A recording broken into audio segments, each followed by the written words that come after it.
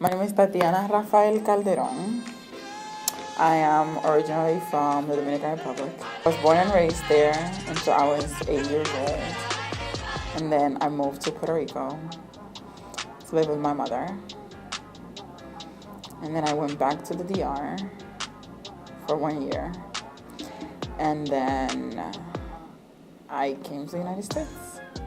I have a lot of memories from when I was younger because, well, I don't know. I lived there and I feel like those were the best memories that I've ever made. I remember we used to live in like an old house that was really small. I lived there with my grandmother because she raised me. And I lived there with my grandmother, my grandfather, my aunt, and yeah, my father used to work a lot, so I used to spend most of my time with my grandparents.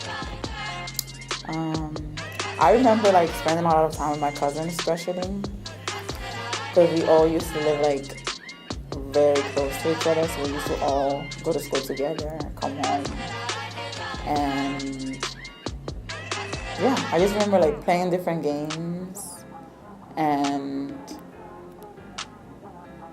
just enjoying my childhood. When I was little, I used to play this game where like I used to pretend to be a teacher and I used to teach like my cousins. So I was the teacher and they were the students, and yeah, it was really fun. I really enjoyed my childhood, especially most of the time that I was in DR. The year I came back to DR from Puerto Rico, I found out that my father was getting married to an American girl. And they had the wedding that year. And afterwards, he got like his visa. So then my father came with his wife to the United States. My mom had recently came as well to the United States with my brother and my sister to live here. And before my father left to come to the United States, he told me that he wanted me to come to the United States. And I was like, no, I'm not going to come to the United States because my family's here, everybody that I know is here. And I really didn't like being away from my family.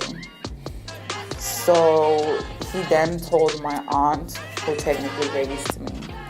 And she kind of convinced me about coming to the United States and how it was going to help my future and to build a life here and to progress and search for the dream that everybody who lives in the Dominican Republic is like searching for. So then my father came here first, and then I came here by myself to live with my mother because at the time I couldn't stay with my dad because of like space issues and like not having a house and everything. When I came here, I was 14. I didn't know anybody here except for my mom and my dad and my siblings. I didn't speak any English. And it was very different. It was definitely something that I had to get used to.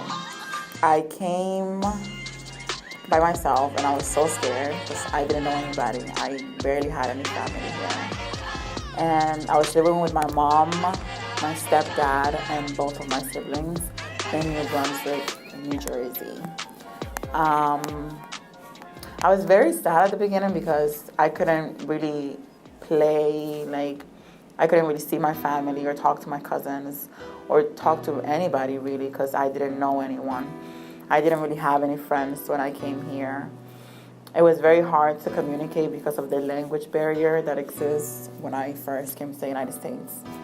And it was a whole new process, like coming to school, having to learn a new language, having to deal with a new culture, different people, and not being able to mostly communicate, I feel like was one of the hardest things, definitely. Leaving my family behind, I think, also really affected me because I'm a very like family-oriented person. And when I was raised, everybody was together. I used to see my family every day. And that wasn't the case when I came to the United States. Americans and Dominicans are definitely very, very different. One of the things that I really like is that, well, Americans are very like punctual, and I don't know, like, this is like a different thing because in the Dominican Republic, like, for example, my mom, if we have a party and like she says, if the invitation says be there at 6, my mom is definitely gonna be there at 8. Like, just expect her to be there 3 hours later. That's just like Dominican time, I guess. And Americans are very, very like punctual. Like if they say they're gonna be there at 6, they're actually there at the time. And I actually kind of really like that.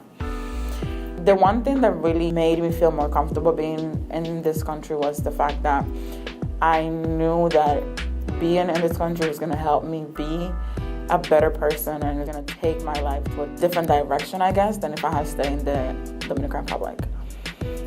This country provides a lot of opportunities for anybody really to take advantage of, opportunities for you to take advantage of when it comes to getting an education or getting a job or just succeeding as a regular citizen overall. And that's one of the things that I like the most about the United States. One of the things that I kind of dislike about the United States is it's so different from DR. Like in DR, everybody lives so close together and it's such like a community.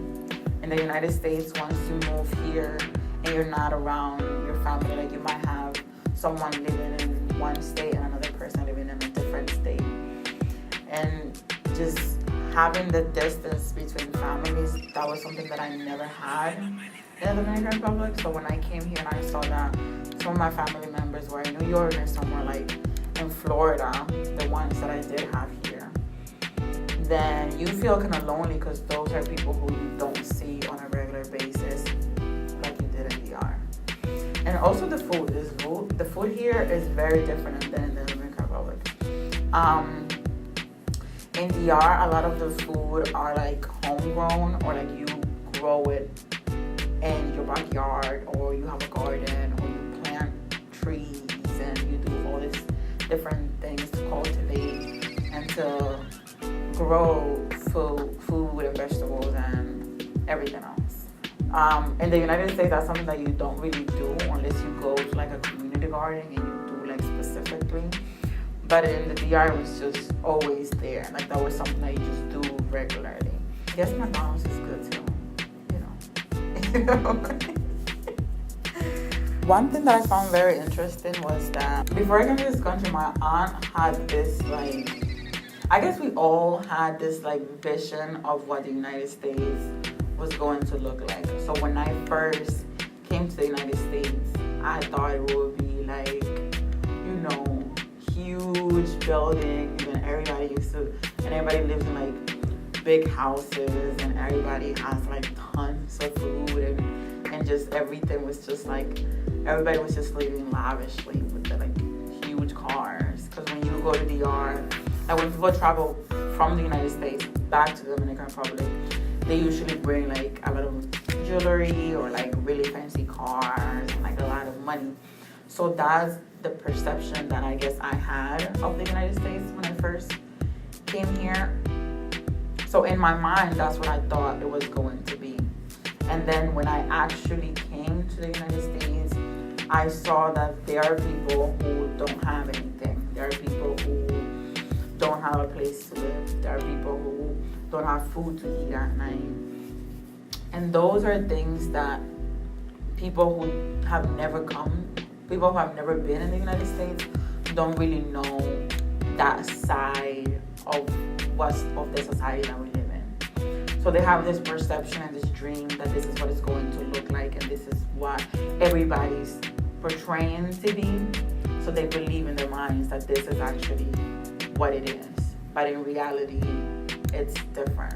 I want to talk a little bit about the language because I feel like this was definitely one of the things that affected me the most, I guess, and had a really big impact on me. So when I first started school here, I took ESL classes, and when they said ESL classes, I said, oh my God, this is gonna be great. I'm gonna have a Spanish teacher who's gonna teach me how to speak English. Like, who thought of this? This is amazing. But when I first came to my first English class, I had a Korean lady who didn't speak a word of English. And here we have 15 students who speak Spanish. And then we have one Korean teacher who had no idea what we were saying or anything about us. So we're literally sitting in a classroom. Everybody's being quiet and not saying anything because we're all like, how are we going to communicate with this lady? And it was definitely like very funny, I guess, in a way, because we had no idea what she was saying and she had no idea what we were saying. So there was definitely a gap and definitely a lot of misunderstanding. But it was definitely a good thing because that forced us to learn, that forced us to speak and use the second language, which was English. So whatever we learned, we actually had to use to communicate with her. One of the first words that I learned when I first came to the United States was hello, obviously, and I don't understand. I met my best friend here in the United States my first year of college. I was really tired because I hadn't slept for a few days because I really didn't trust my roommate and I thought she was going to kill me. So then I saw my best friend now.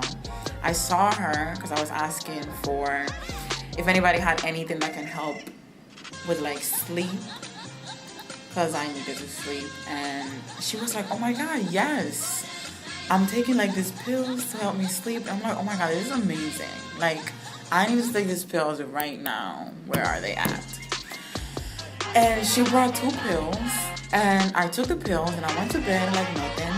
And then all of a sudden I'm in bed and I'm like, my eyes are closed, but I'm awake.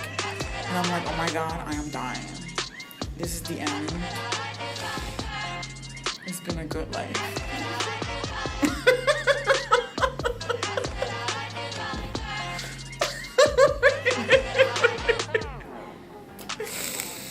It's been a good life. And I literally thought that I was dying.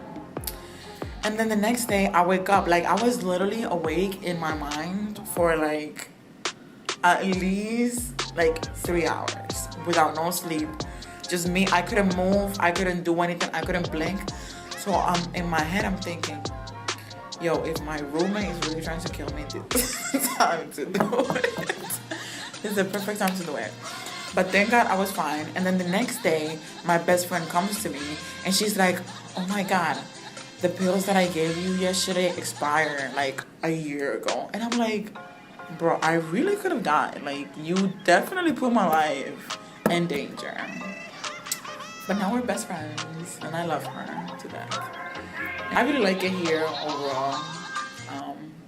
I feel like I definitely learned a lot from all the different cultures that are here in the United States, and I definitely grown as a person here. But that doesn't take away from my family and my roots and my country and where I come from.